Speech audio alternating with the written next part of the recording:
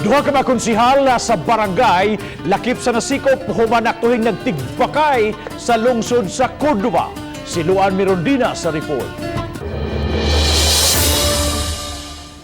Arestado sila si Konsehal Daniel Pugoy sa Barangay Gabi, Cordova o Konsehal Rafael Pacaldo sa Barangay Babag, Dakbayan sa Lapu-lapu human maaktuhing nagtigbakay sa may sitio Puso, Barangay Poblasyon, Cordova pasado 1:00 sa hapon kagahapon.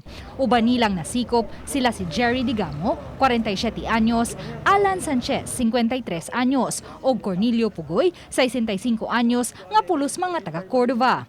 They were caught in the act while they are engaged in illegal cockfighting activity, also known as Tigbakayan. Maong giaresto sila sa atong mga personnel. No?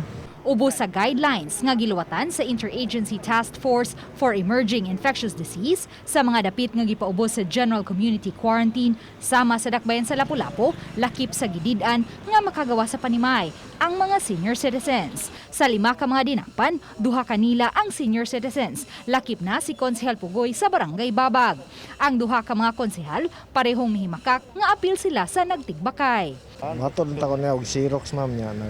Nahapit lang mi diha kay parang na may hapit lang mi ba kay na may nagtigbakay nga natagamuha. Nawag ko niya. Kubay asa kabay sa kanang padung ko na Cordova pero maagi po ko dito sa sadya kay tigbakay to ato ko mga taon nanawag. Ari lang ta mag-abot so giadto na ko siya nang timing nga naidakop. Ako nadakpan may Apil. Uban ni Cleofer Lumayag, Luan Mirondina, Balitang Bisdak.